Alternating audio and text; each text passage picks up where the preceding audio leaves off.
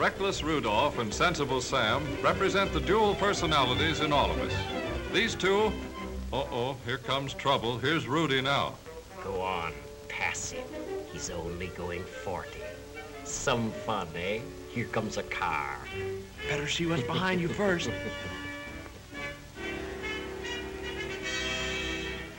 Take it easy. There's a car coming. Take a chance. We can beat him.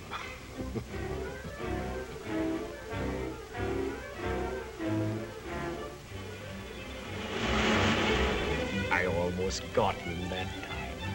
Sensible Sam was right. But what Sam didn't tell the driver was that passing a car going 40 was like passing 18 cars parked bumper to bumper. That's 300 feet or more, and that takes time. So we ought to make sure whether any car is coming, and doubly sure there's plenty of distance between. We drivers insist on having enough power to climb steep hills.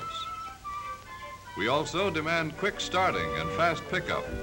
When engineers give us this power, speed naturally results. This reserve speed is only a byproduct of the demand for power. Come on, pep it up. Here comes a swell curve. Slower, slower, slower. Boy, you almost went for a spill. Right again, Sam. And this introduces old Man Mountain Momentum, the fellow with a one-way mind. He likes to push along a straight line. On a turn, he not only pushes, but applies side pressure. The faster the turn, the more side pressure. He calls this hold on you centrifugal force, and he's pinned many a good man down with this one. Speedway curves are banked to offset this force. An aviator tilts his plane on turns to counteract it. But this grip of momentum is dangerous. We drivers should always keep our cars under control. Good drivers tell us that in climbing hills, we should always go into second gear when our speed drops to 20 miles an hour. There aren't any laws to make us go down steep hills in second, but experienced drivers say this too is a good rule. Go on, boss. You drove all the way up that hill in second. Slip her into neutral and let her coast down.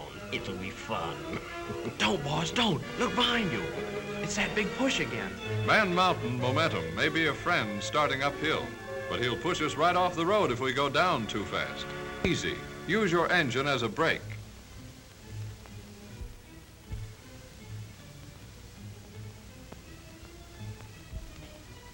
Use your passing lights, too.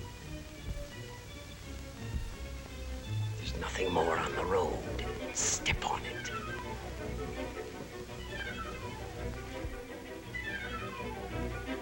Here's where I get him. Don't overdrive your headlights. Careful. Slow down. You won't be able to stop soon enough. There might be something up ahead. You can't see as well at night. I'll show you. What did I tell you? Aren't you glad you cut your speed? The margin of safety at night is the distance our lights, good or bad, let us see ahead clearly. Overdriving our headlights means we cannot stop within this space. This includes the distance spent while deciding to stop and while moving the foot to the brake pedal and pressing it down. We must remember that cars driving at speeds that cannot stop in this distance are taking chances.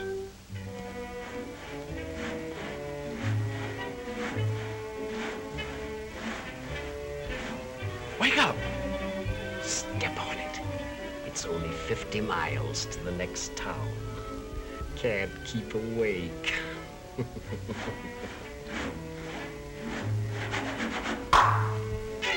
Listen, boss. I'm sleepy, too. Look, let's not take any more chances of overdriving ourselves. How's about it? Foiled again, but I'll get him yet. I'll get him. Oh, yeah?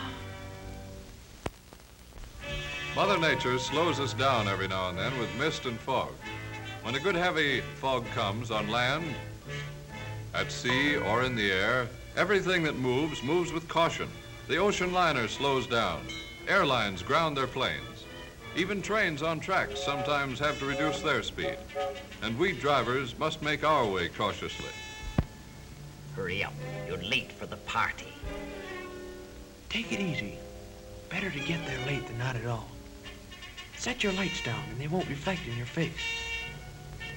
Don't be afraid to use your horn. Are you sure your tail and stoplights are working? Keep close to the right. Usually in our cars, we're trying to reduce friction all we can. We use ball bearings and roller bearings. We smooth and polish parts. We put oil into our cars, all to overcome friction. In starting a car, stopping it, or turning a corner, we need road friction for our tires. But when ice and snow come, the normal condition of this friction is changed.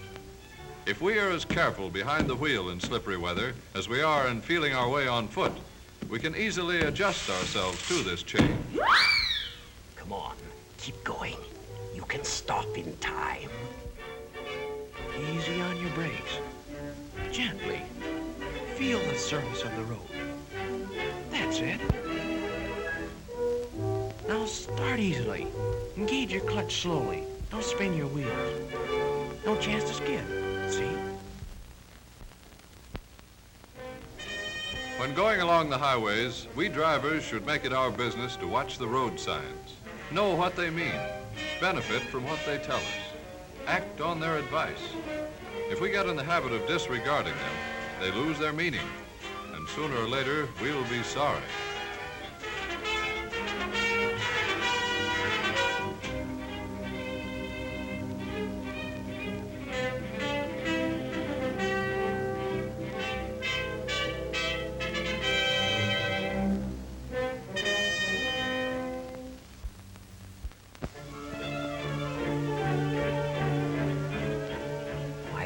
Time by slowing down.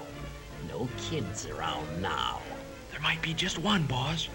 Coming to school late.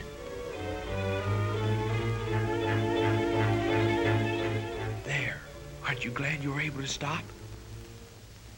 When we look down on traffic from a tall building, we wonder how all those cars can keep moving along, crossing intersections, parking and passing each other without getting hopelessly tangled up.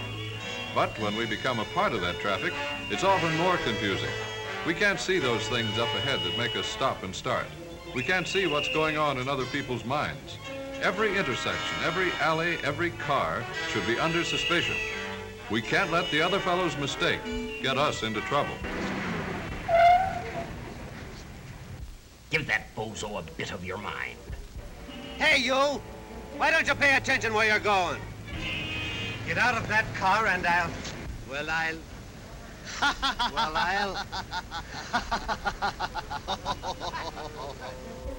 Talking to yourself, boss. Funny you don't recognize yourself when you're a pedestrian. Expert drivers tell us we must give ourselves a margin of safety, a reserved space between our car and the one ahead. Most of us drive automatically, but it doesn't pay to let our thoughts go wool gathering. Remember the show last night? I'm in the mood for love. At last I've got him. Because you're near me, funny. Crisis. I'll fix you for this, you meddling fool, spoiling all my fun.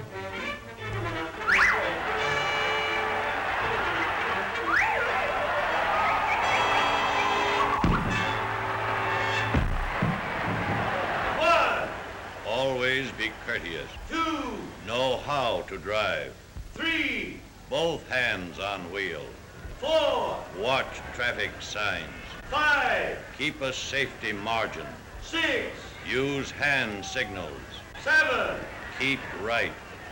8, Keep sober. 9, Stop when angry. 10. Obey all laws. The winner! I'll be seeing you.